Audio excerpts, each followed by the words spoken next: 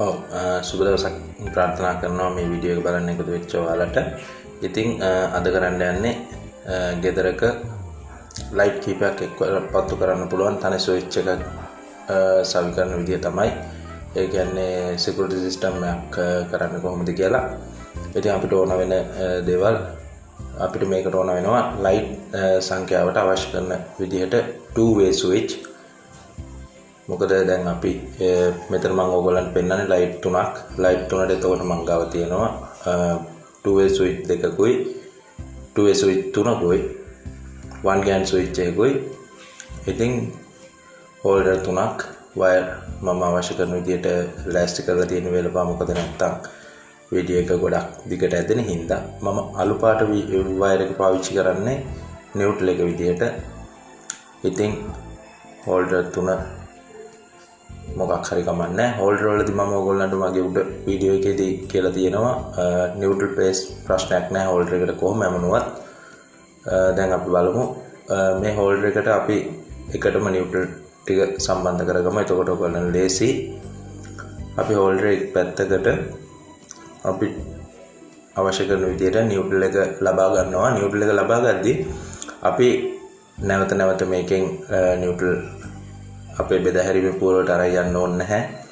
ඉතින් ඒ හින්දා මම බල්බ් එකෙන් බල්බ් එකට එකම නියුට්‍රල් එක තමයි අරගෙන යන්නේ. ඒ හින්දා තමයි මම නියුට්‍රල් වයර් දෙකක් අමුණන්නේ එතනට හෝල්ඩර් එකට. එතකොට මේකේ අනිත් වයර් එක බ්‍රවුන් පාට් එක මම පාවිච්චි කරා රිටර්න් එක විදිහට.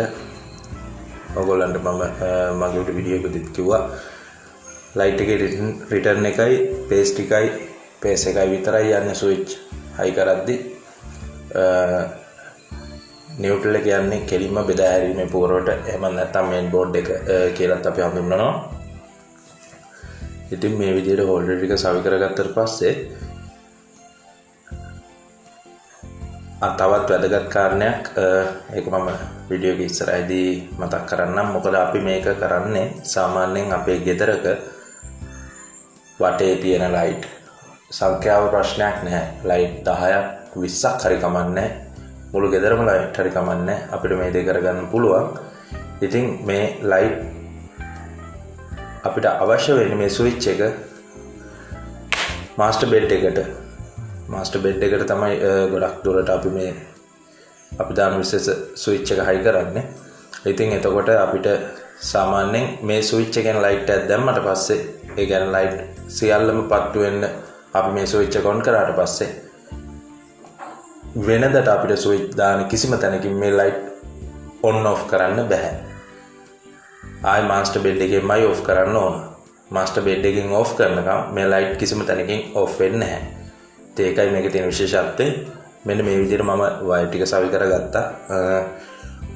ඔයාලගේ වම් පැත්තෙන් පේන පළවෙනිම නියුට්‍රල් එක යන්නේ බෙදා හැරීමේ පුරවට. ඊට පස්සේ හෝල්ඩරෙන් නියුට්‍රල් එක ගන්නවා මැද හෝල්ඩරේට. එතනින් ආපහු නියුට්‍රල් එක අරන් යනවා තුන්වෙනි හෝල්ඩරේට. මොකද අපි ලයිට් තුනකටයි මම මේ ඔයාලට මේ සර්කිට් එක හදලා පෙන්නන්නේ. ඉතින් මේ ස්විච් එකේ ඔයගොල්ලන්ට පේනවා ඇති L1 පැත්තට අපි අමුණ ගන්නවා. මම වේලපහ ලෑස්ති කරගත්තු මෙන්න මේ බ්‍රවුන් පාට වයර් එක. මේ බ්‍රවුන් පාට වයර් එක අපි පාවිච්චි කරන්නේ පේස් එක විදියට.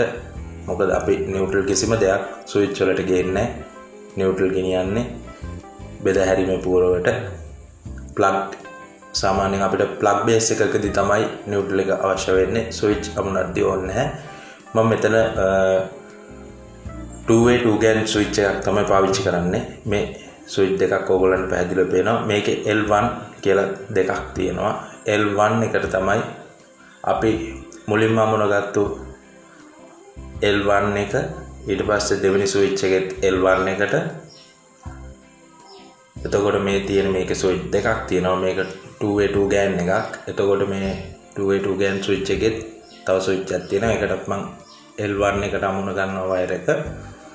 එතකොට මේකේ එක වයර් අග්‍රයක් L1 එකේ ඉඳන් L1 තුන්වෙනි ස්විච් එකේ ඉඳන් අපි අරන් යන්න ඕන අපේ 1 GaN ස්විච් එකට. ඒ කියන්නේ මේ 1 GaN ස්විච් එකෙන් තමයි අපි මේ ලයිට් සියල්ලම එක්වර පාලනය කරන්නේ.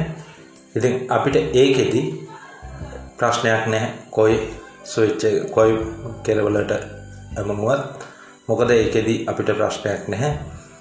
අපිට ඒකේ වයර් අග්‍ර දෙකයි යමුනන්න තියෙන්නේ. ඉතින් අපි කැමති එකකට යමුනවා. ඒකෙදි ප්‍රශ්නයක් නැහැ. ඊට පස්සේ මම වේලපා ලෑස්ති කරගත්තු විදිහට තවත් වයර් එකක් තියෙනවා. අපි L1 එකට වයර් කරගත්තු විදිහටම මුලින්ම පළවෙනිම ලයිට් එක පත් වෙන ස්විච් එකේ L2 අග්‍රේ අමුණන්න ඕන. ඊට පස්සේ 2 GAN 2A ස්විච් එකේ ඔයාලට මේක පුළුවන් මේ වම් පැත්තේ මම මුලින්ම අමුණන ස්විච් එක වගේ 1 GAN ස්විච් ගන්න. ඉතින් මං ගාව තියෙන මේ 2A 2 GAN එකකින් තමයි මම මේක ඔයාලට කරලා පෙන්නන්නේ. එතකොට අපි දෙවෙනි ලයිට් එකට L2 එකට අමුණ ගත්තා. ඊට පස්සේ තුන්වෙනි ස්විච් එකට අපි L2 එකට වයර් කරගන්නවා. ඊට පස්සේ ඒකෙත් එක් වයර් අග්‍රයක් L2 එකේ ඉන්න අපි සියලුම ලයිට් සඳහා පාවිච්චි කරන ස්විච් එක වෙත ගෙනියන්න ඕන. ඒකත් අපි මේ විදිහට වයර් කරගත්තා. දැන් අපිට තියෙන්නේ අපි හෝල්ඩරේ ඉඳන් ගත්ත රිටර්න් එක සවි කරගන්න විතරයි. දැන් අපි හෝල්ඩරේ ඉඳන් ගත්ත රිටර්න් එක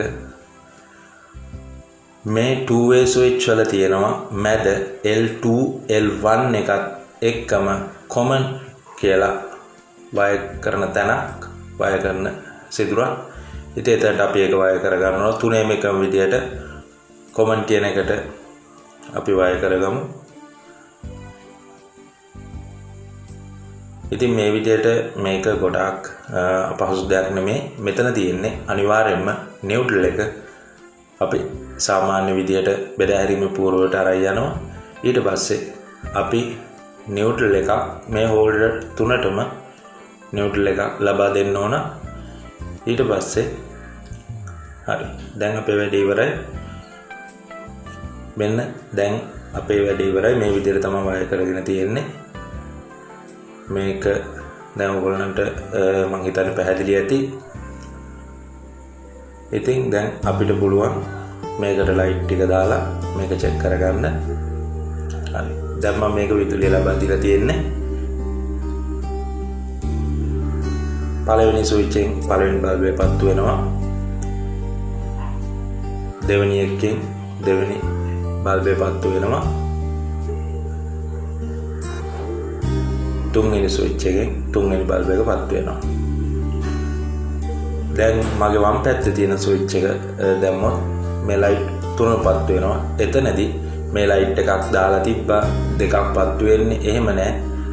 අපි මේ අපේ තනි ස්විච් එකෙන් අපේ මාස්ටර් බෙඩ් එකේ සවි කරන විශේෂ ස්විච් එකෙන් අපි විදුලිය ලබා දුන්නාම මේ තුනම පත්තු වෙනවා. අපි එතනදී අපි මොනවා හරි ස්විච් එකක් වහලා තිබ්බත් ඒක ගැටලුවක් වෙන්නේ නැහැ. නමුත් ගැටලුව තියෙන්නේ ඒක ගැටලුවක් නෙමෙයි. ඒකත් මේ ආරක්ෂිත සිකියුරිටි එකේ සිස්ටම් එකේම හොඳ විදියක් තමයි. මේක කිසිම විදියකින් වෙන කිසිම තැනකින් ඕෆ් කරන්න බෑ. අපි අර සිකියුරිටි ස්විච් එකෙන් දැම්මට පස්සේ ඔන් කරාට පස්සේ වෙන කිසිම ස්විච් එකකින් වහන්න බෑ. ඒක තමයි ඉතින් මේකේ තියෙන විශේෂත්වය. මගේ වීඩියෝ එක හොඳයි කියලා හිතෙනවා නම් සබ්ස්ක්‍රයිබ් කරන්න. ඉතින් ලයික් එකක් දාන්න. ගොඩක් ස්තුතියි මගේ වීඩියෝ එකත් එක්ක රැඳිලා හිටපු ඔයගොල්ලන්ට සුබ දවසක් ප්‍රාර්ථනා කරනවා. ස්තුතියි.